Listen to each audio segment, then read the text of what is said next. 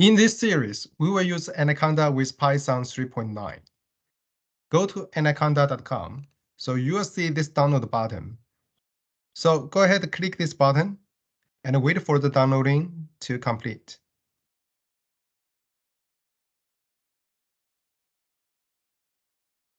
Once we finish downloading, let's go ahead and install Anaconda 3 on our computer. Follow the wizard.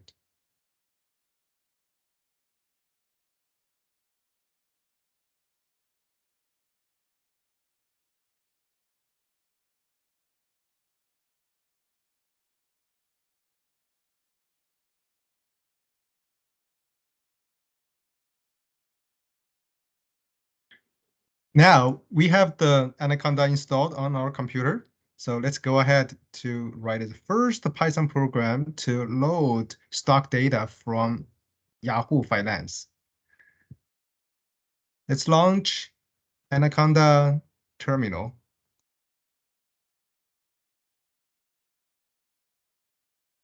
Okay, first of all, we would like to create a directory for our project. We just create a directory called AIQuant.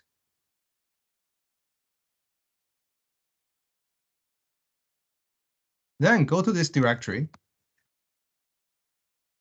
Now we will launch Jupyter Notebook. We use start Jupyter Notebook to launch the Jupyter Notebook. Here we go. So now we will create our first program. We go to New and Python 3. Okay, so here we will write our first program. So first of all, we will import a package called yfinance. So this yfinance basically provide us the interfaces for us to load data from Yahoo Finance. Another package we will import is called MLP Finance. So this package allows us to visualize the stock data. Now we will get our ticker by calling ticker method via YF. So the ticker that we will fetch from Yahoo Finance is SPY, which represents the ETF of SP 500 index. So this ticker method will return an object called ticker through which we can retrieve the stock daily data from Yahoo Finance.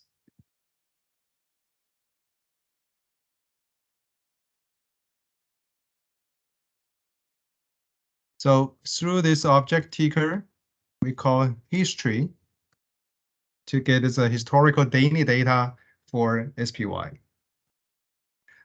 So here we can specify how many days that we want to get the data for, right? So we call this period equal to, for analysis perspective, we can specify max here. So that will give us decades worth of SPY historical daily data. But for visualizing perspective,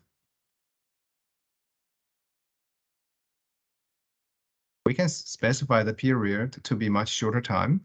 We can say 1 year, or we can say even shorter, 100 days. Okay, so let's first try 100 days for visualization perspective. Okay, so this history method will generate a data frame, which is called SPY. So this SPY will contain the daily SPY data and the volume. So the data includes open price, close price, highest price, lowest price of the day, and there's a trading volume of the day, and some others. Okay, So we can simply print out this data frame to see what do we get.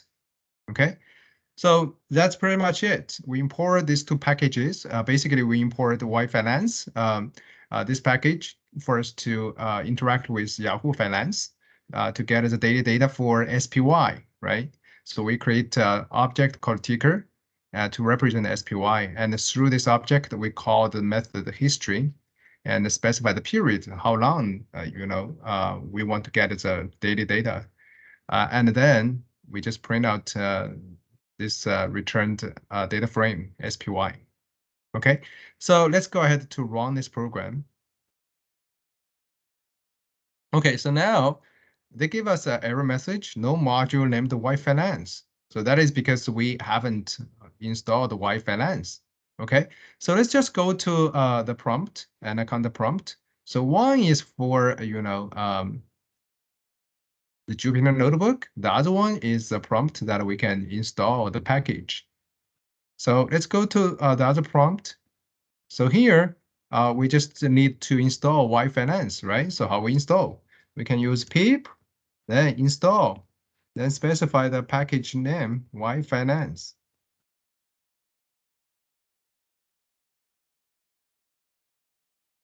Then we install this package.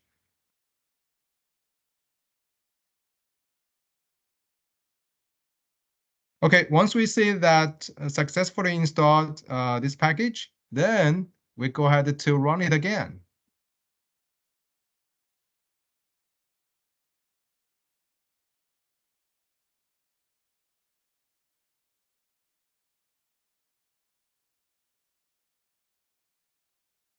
Oh, here, a typo, Y Finance. Okay, let's do it again. Okay, now this said no module named MLP Finance. Okay.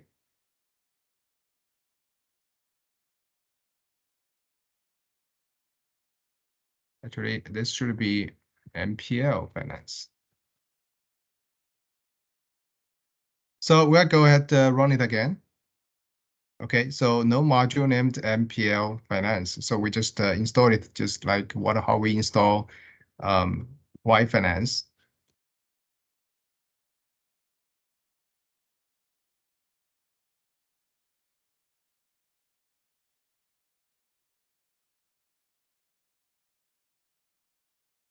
Okay, successfully installed. So now go back and we run it again.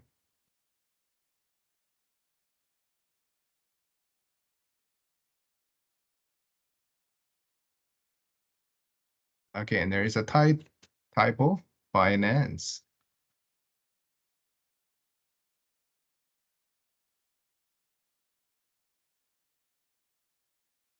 Okay, now basically what we printed out is some sample rows from this SPY data frame. So what do we have? We have this date index for each day, and we have the open price, we have the high price of that day, and then we have the low price and the close price. Besides that, we also have like some other attributes like volume, dividend, stock splits, capital gains.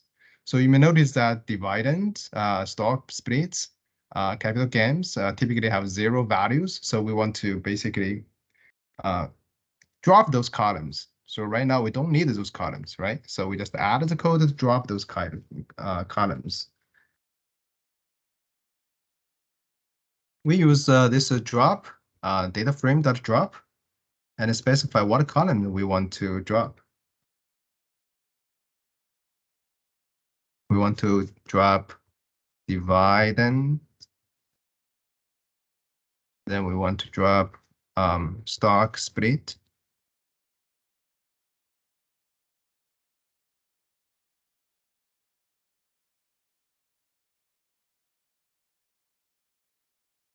And we want to drop capital gain.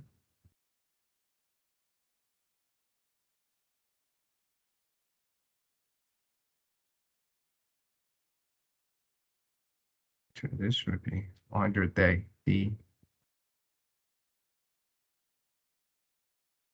Okay, so once we drop those columns, we print SPY again, print this data frame again to see what we get. We run it. Okay, here we go. We drop those. This is the first print, so we print twice, before dropping and then after dropping, right? So before dropping, you can see that we have, all these columns as the date, open, high, low, close, volume, dividend, stock splits, capital gain. So after dropping, we have some errors. So I guess there's some typo again. Columns, sorry, there should be columns. Okay, run it again. Okay, after dropping, so we only keep date, open, high, low, close, and volume. Okay, so that's what we want, right? So we want to remove those unnecessary columns with most of the values are 0. Okay, now once we have this data fetched from Yahoo Finance, so finally we just want to plot the daily data in a chart. Okay, we want to use a candlestick to represent every day's open, close, high, low prices. And also we want to print out the volume, trading volume for each day. So that is how we use this MPL finance package to do the visualization, to do the plot. Okay, so basically we want to plot this SPY. And every day's price will be represented in a candle.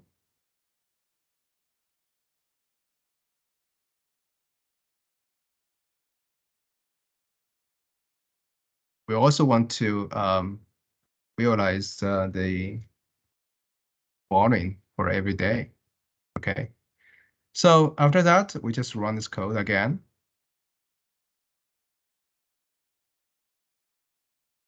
So typo again. Oh, sorry. So always typo.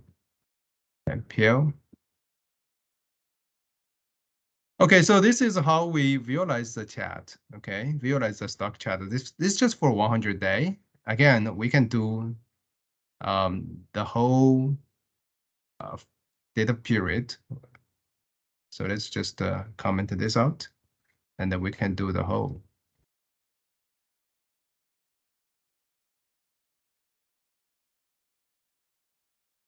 So I think that takes some time because there are decades of data.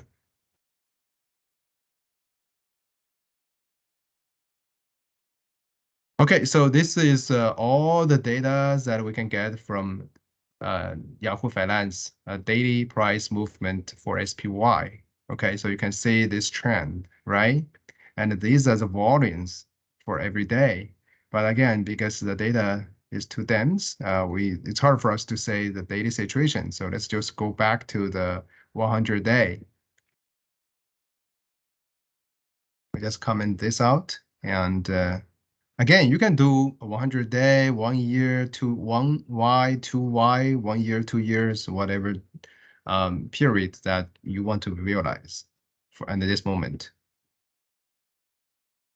Okay, so now it's very clear, right? So for this 100 day, you can see every day's price is represented by a candle, right?